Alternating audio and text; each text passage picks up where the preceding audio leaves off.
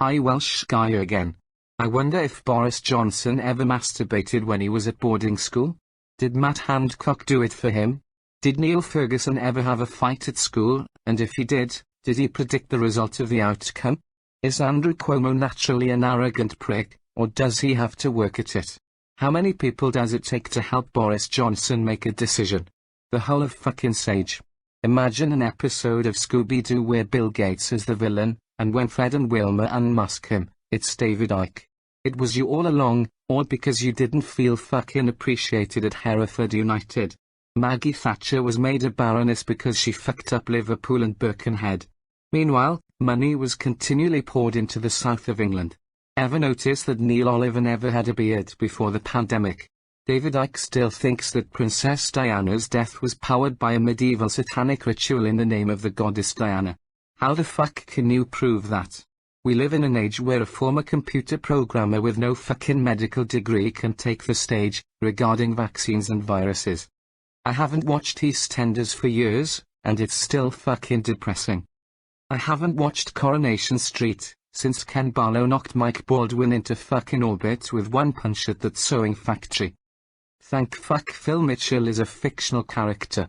If he wasn't, every man, his wife, and their pet dog would hunt him like a fox.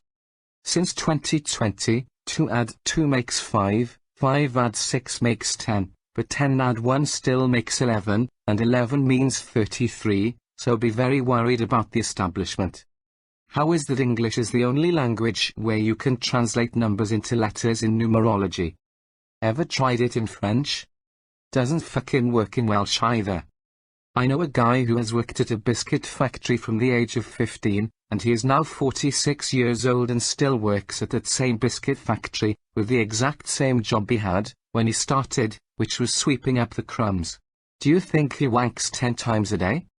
And yes, he did have one girlfriend in 1992, but she left him. Now he collects fucking keys as a hobby.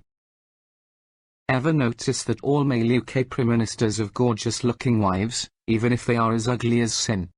If you put makeup on Boris Johnson, he would look like the clown that he is. All of the missing people in the UK, over the last 30 years, who have never been found, yet they pulled out all the stops to find Maggie Thatcher's spoiled son, who went missing in the desert, while being involved in a coup.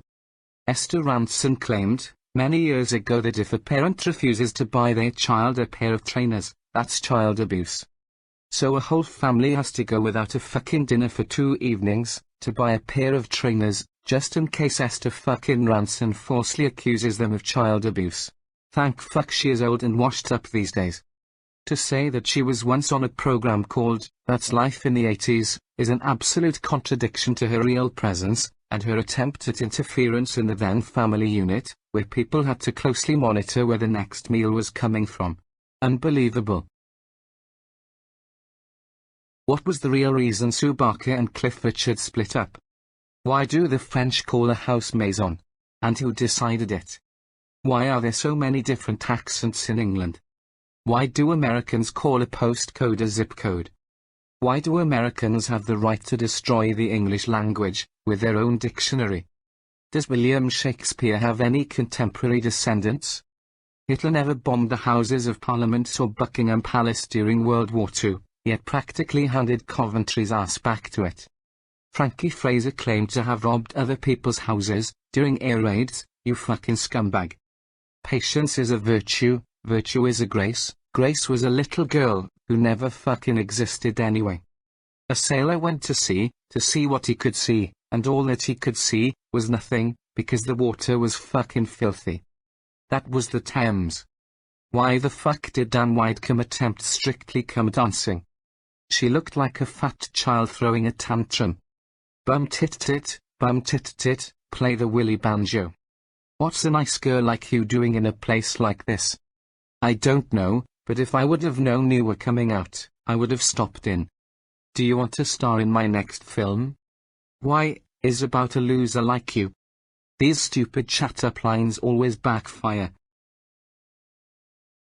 Yet you get dull cunts that still use them. Why do karaoke singers believe it, when people tell them they are good singers? They seem to forget that Simon Cowell won't. A young 20-year-old girl or boy gives a hard luck story, and hopes that the X Factor is going to pull them out of their misery, and it goes tits up, when the panel have to sometimes force them to realize that they can't fucking sing. Then a 40-year-old woman that's never had any friends or a boyfriend in her life gets rounds of applause from the audience, along with a forklift driver from Warrington, that ends up getting a recording contract. It's because they can actually sing.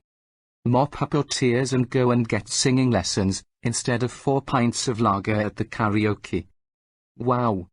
If I had the wings of a sparrow, and the ass of a bloody great crow, I would fly to the top of the O2 Arena and shit on everyone below. Anyway, moving on, I want to talk about train spotters. Yes. We don't get many of them in Wales. They get told to fuck off to England and stop embarrassing themselves. Is it the sound of the engines? Is it the sound of the rails? Is it the scenery, plus the sound of the announcements on the journey? Is it an excuse to people watch and stalk at train stations? Fuck knows. Ooh, that's a HS2. Does the H stand for hard on? Or is it the Virgin Trains? Because that is what you are. They get angry when they are asked, "Why are you filming her?" Because I've got no social life, and I haven't had a girlfriend in a long time. Where do you go to, my lovely, when you're alone in your bed? I haven't got the guts to ask you out, so I will continue to sing this stupid song. Yes, I will. Yes, I will. Oh, where do you go to, my lovely, when I'm wanking myself in my bed? Do you have an idea how crispy my sheets are? Thinking of you in your bed. No, you don't. No, you don't. Oh, where do you go to, my lovely? I can't get you out of my head. I will continue to sing this silly song, even though I will never be in your head. Just ask her out, dullard. Anyway, moving on, what do you think of these TV reality shows? Wow. Are these people trying to get put back on the map or what?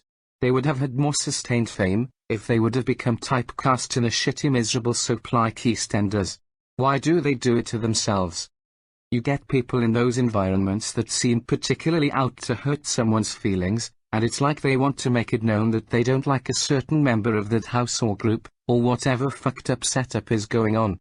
I remember that singer from Bucks Fizz was involved in something like that, and Christopher Biggins, Les Dennis Attil. If you ever see Kylie Minogue or anyone like Jason Donovan in these environments, fame is something you should really question, and think twice about as a vocation. However, I digress. Imagine being big for 5 to 10 years, then nothing for the next 5, then having to go into an environment like that? It must be the fucking pits. It looks like a public graveyard of has-beens, and once upon a time people, who are hungry to get noticed again. I would not do that to myself if I was in that position. You are better off just writing a fucking book, then become a novelist like Jeffrey Archer. How many idiots does it take to change a light bulb? None, because they don't know how to fucking do it. Anyway, moving on, I want to talk about Spanish holidays. What a fucking shit show that is. Wherever you go, whatever beach you go to, in whatever fucking resort you land on, there are fucking Londoners everywhere. You might as well sit on Brighton Beach, eating fish and chips, with seagulls for company, for what it's worth. A day out with wannabe hard men for company, a couple of deck chairs away, followed by Victor Meldrews. Complaining constantly about how the hotel isn't what it was last year, and how the entertainment laid on wasn't what it was 2 years ago. Fuck, and wow.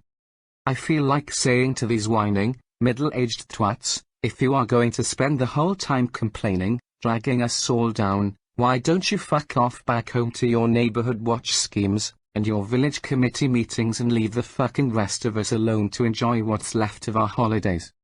You feel like saying, if the cough doesn't carry you off, it will be the cough that carries you off in. What is more, night time is another situation, where you wish you would have stayed in Blighty. Young Brits getting paracletic drunk and being sick all over the pavements. All you can smell is fucking vomit outside these bars and clubs, and restaurants. It's enough to put you off going for a meal. Never again. Portugal or Madeira is a much better experience. Anyway, that's enough from me for now. Thank you for listening in, and I will be back again.